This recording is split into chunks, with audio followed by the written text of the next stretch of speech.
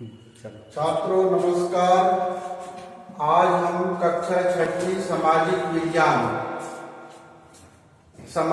विज्ञान में पाठ्यक्रम चेंज हो गया है। सामाजिक विज्ञान के 3 पार्ट कर दिए हैं।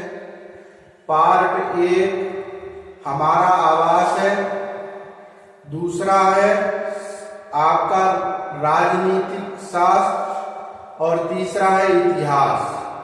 3 भागों में कर दिया है। तीनों भाग का आपको 150 पेज की कॉपी खरीदना है और 3 किताबें हैं सामाजिक विज्ञान की। आज हम शुरू करेंगे सामाजिक विज्ञान का जो विषय है वो है पृथ्वी हमारा आवास। और पृथ्वी हमारा आवास का पाठ 1 सौर मंडल में पृथ्वी। अब यहां देखो, सौर मंडल में पृथ्वी का पाठ 1 है। अब पृथ्वी क्या है? एक ग्रह है। सौर मंडल का एक ग्रह है पृथ्वी। जैसे रात होती है तो कुछ तारे दिखते हैं, तारे टिमटिमाते हुए आकाश में दिखते हैं, फिर धीरे धीरे बहुत सारे तारे दिखते हैं। तो हम जिस ग्रह में रहते हैं पृथ्वी में, तो पृथ्वी से आकाश में जो तारे दिखाई देते हैं और वो जो है हमारे सौर मंडल के ही ग्रह भी हैं और तारे भी हैं। क्योंकि इसमें आगे पढ़ेंगे। अब सौर अपने पृथ्वी के जो उपग्रह है वो चंद्रमा है। पृथ्वी का उपग्रह क्या है? चंद्रमा। सूर्य क्या है? एक तारा है। सूर्य के चारों ओर 8 ग्रह अपने अपने धुरी पर चक्कर लगाते हैं। सबसे पहला ग्रह कौन सा है पृथ्वी का? पृथ्वी कहता हूं सूर्य का। सूर्य से सबसे पहले बुध ग्रह है, फिर शुक्र है, फिर पृथ्वी है, फिर मंगल है। मंगल के बाद बृहस्पति, शनि, यूरेनस और नेपच्यून। ऐसे 8 ग्रह हैं। अब हम पाठ में दिया है कि पृथ्वी हमारा सौर मंडल में पृथ्वी। सौर मंडल जैसे हम उदाहरण बता देते हैं आपको। ये क्या है? सूर्य है। सूर्य क्या है? ये तारा है। सूर्य तारा है और इसमें कितने ग्रह चक्कर लगा रहे हैं? 8 ग्रह। ऐसे जो है 8 ग्रह पृथ्वी के चारों ओर चक्कर लगा रहे हैं। पहले कौन सा है? बुध। बुध के बाद शुक्र, शुक्र के बाद पृथ्वी, पृथ्वी के बाद क्या है? मंगल, मंगल के बाद बृहस्पति, बृहस्पति के बाद जो आता है आपका यूरेनस, यूरेनस के बाद नेपच्यून। ऐसे सूर्य के चारों ओर चक्कर लगाने वाले ग्रह जो हैं, सूर्य एक तारा है, सूर्य के चारों ओर ये चक्कर लगाते हैं। और पृथ्वी का उपग्रह भी है, पृथ्वी का एक उपग्रह भी है। इसमें पृथ्वी का उपग्रह क्या है? चंद्रमा। पृथ्वी का उपग्रह चंद्रमा है। अब आगे हम इसके आगे सब समझना है। पाठ को जो है आपको समझना है, बाद में पढ़ना है। सामाजिक विज्ञान में याद करने की आवश्यकता नहीं होना चाहिए। सामाजिक विज्ञान आपको समझना है, याद करने की आवश्यकता नहीं है। इसमें आगे देखते हैं। अब देखिए, चंद्रमा का है पूर्ण, चाहे तो लिख भी सकते हैं कॉपी खोल लीजिए, लिखते चलो। पूर्ण चंद्रमा वाली रात क्या कहलाती है? पूर्णिमा।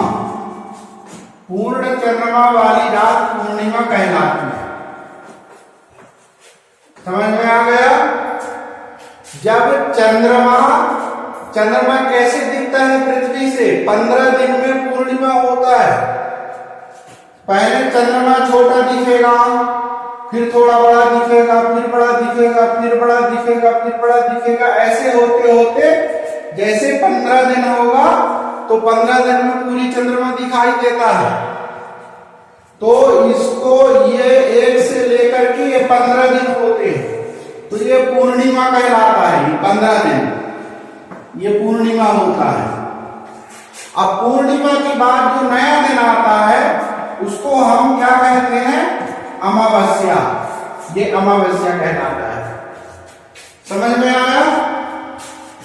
ये समझने के लिए है, बाकी लिखने के लिए हमने ऊपर लिख दिए। 15 दिन आगे लिखना है। 15 दिन बाद नए रात्रि क्या कहलाती है? अभी बता दिया मैं, अमावस्या। अब सूर्य चंद्रमा तथा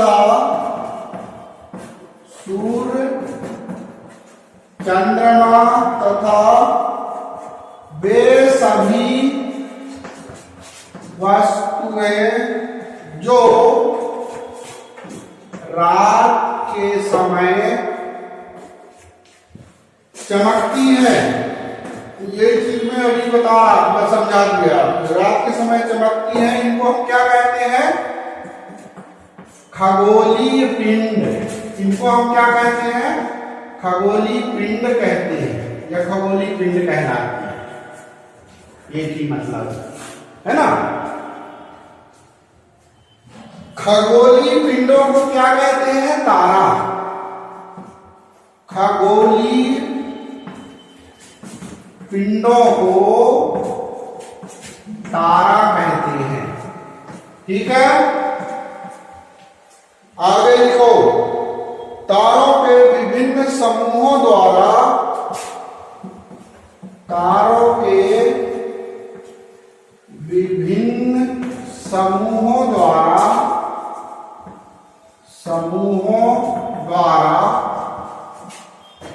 बनाई गई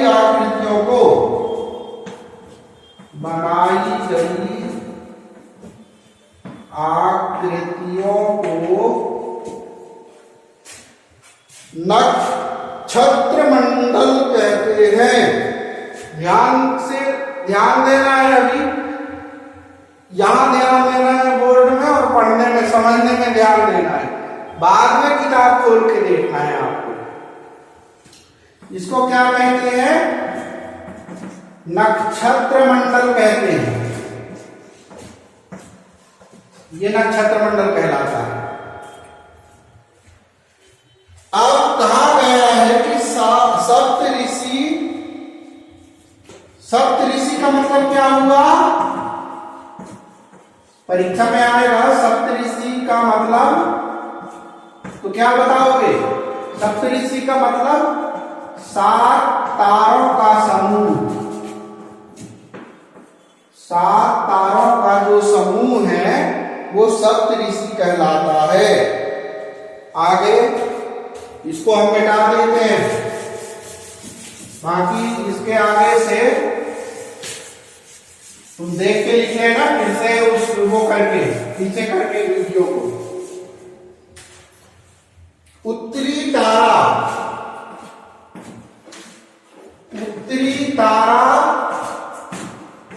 उत्तर दिशा को बताता है। इसको समझना, उत्तरी तारा किसको बताता है? उत्तर दिशा को। इसको हम क्या कहते हैं? यह ध्रुव तारा कहलाता है। बिल्कुल लिख लेना, नोट कर लेना, इसमें से ही परीक्षा प्रश्न से किताब में जो लिखा है उससे भी प्रश्न बना देते हैं कभी। ऐसा नहीं है कि जो प्रश्न दिए हैं उसी से प्रश्न आए परीक्षा में। सौर मंडल आगे समझो। सौर मंडल के बारे में मैं सबसे पहले बताया हूं। सौर मंडल में क्या क्या है?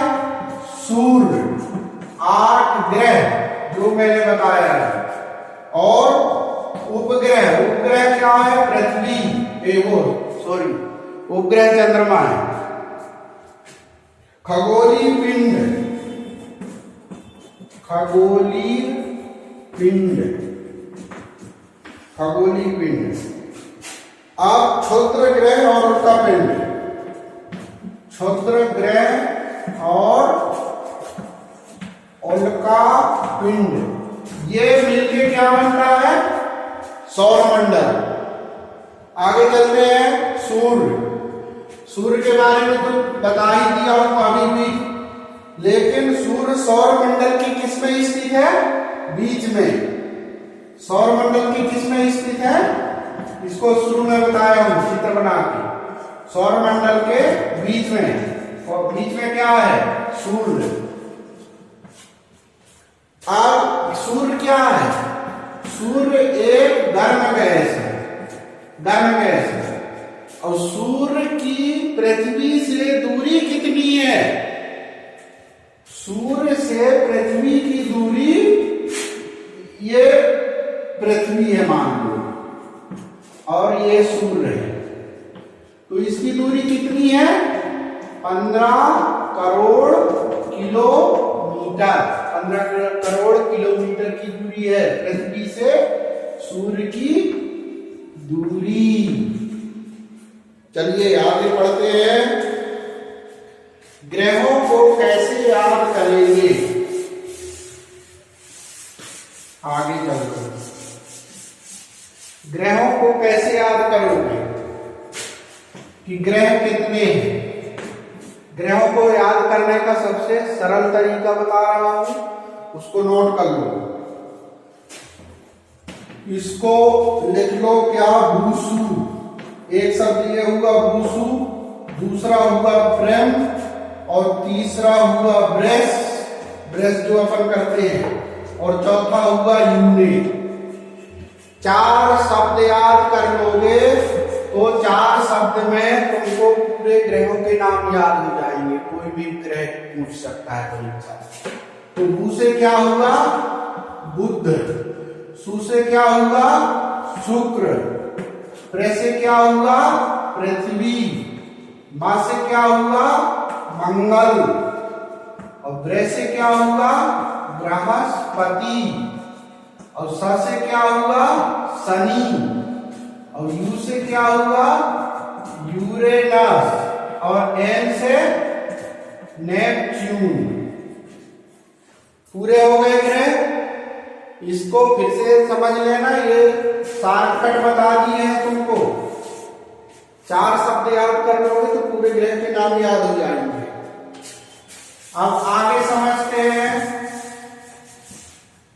आगे क्या है? पृथ्वी, जिसमें हम रहते हैं।